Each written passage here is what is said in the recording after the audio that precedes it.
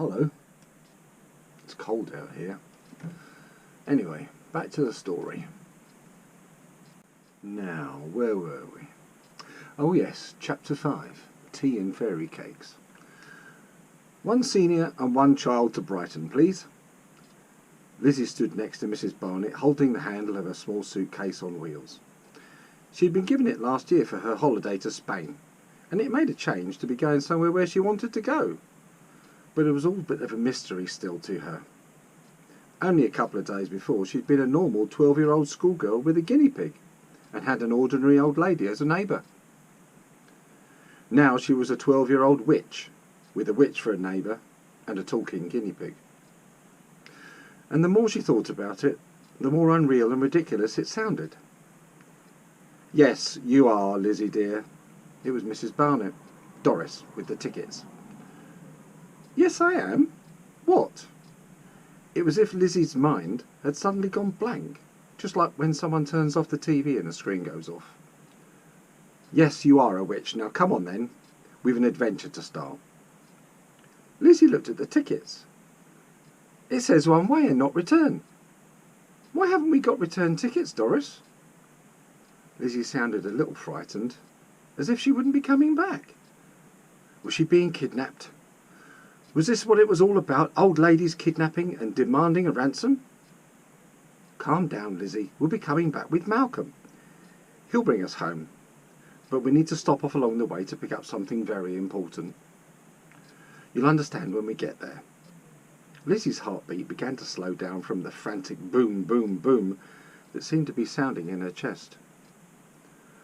Once on the train and heading southwards, she settled down, and she and Doris enjoyed a light lunch of sandwiches and tea. They were in first class, with a steward who brought them fairy cakes to eat and tea to drink, and he was very polite. Will there be anything else, ladies? He asked in a bright and cheery voice. No, thank you, but you can wish us luck for our trip, said Mrs. Barnett, and the steward smiled and cleared away the plates. You'll need it, Doris, came a dark and familiar Welsh voice. Standing in the carriage beside them was Mrs. Black, the headmistress. Hello again, Lizzie. What are you doing here? No, don't tell me, I'll guess. You have to visit some old friends with Doris. Is that right? Mind your own business, Glynis, and leave us alone. This young lady is under my protection, and keep your distance. Mrs. Barnett's voice sounded as though she meant business, as if she was threatening Mrs. Black. But she never looked up, instead taking a sip of tea from her cup. I know, childish I know, but I couldn't help it. As she took the cup away from her mouth, a small fish popped its head up from above the rim. Mrs. Black laughed, and with a sort of menacing smile she bent down towards Mrs. Barnett. You're old and weak, and you know you can't beat me, she hissed. Doris Barnett suddenly stood up, and with a left-hand fist pointed towards Mrs. Black, the ring on her middle finger, with a large green stone set in gold, suddenly started to spark and glow towards Mrs. Black, whose face suddenly turned very pale, and she stepped slowly backwards towards the doorway. As I said, Lizzie is in my care, so I'd be very careful if I were you. Say goodbye to our visitor, Lizzie, as she's just leaving. Goodbye, Mrs. Black, called Lizzie as her unwelcome guest backed slowly down the carriage, never once blinking or taking her eyes off of Doris's ring.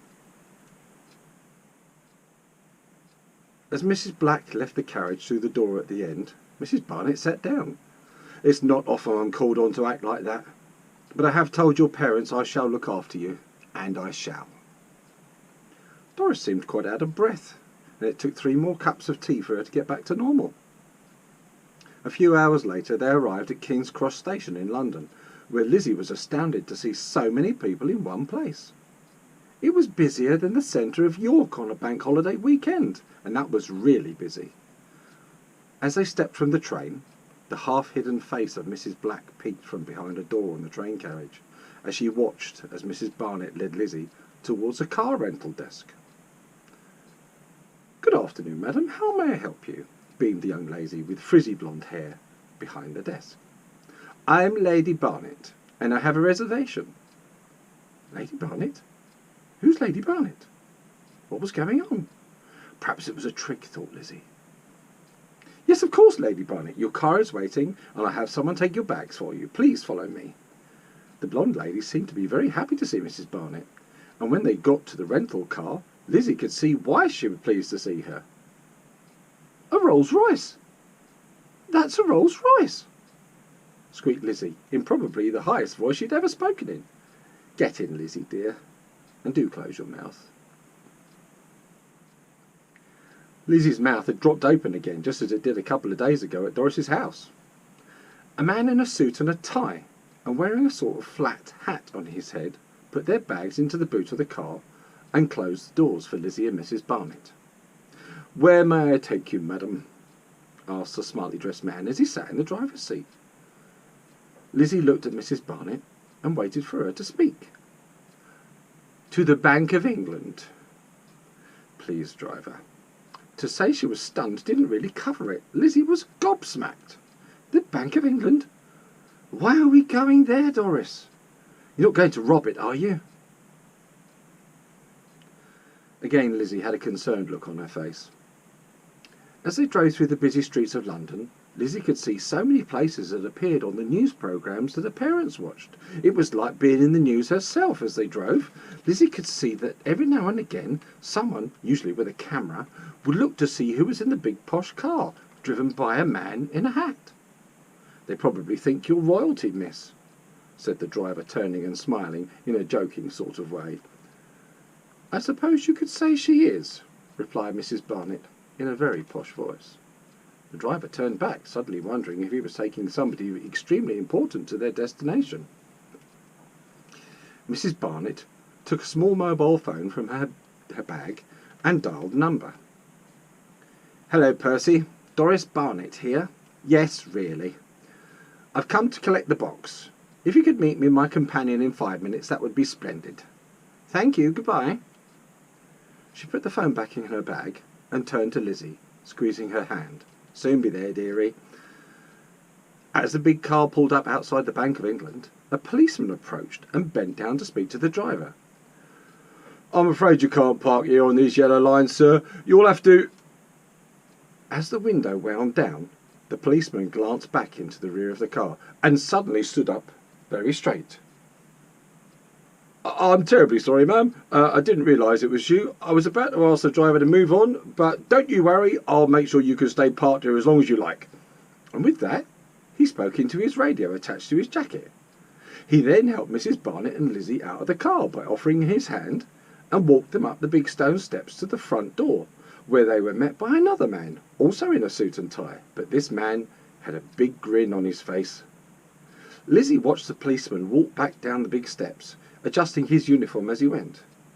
She was quite sure that she could see what looked like the bottom of a pair of see-through wings sticking out from underneath the policeman's jacket.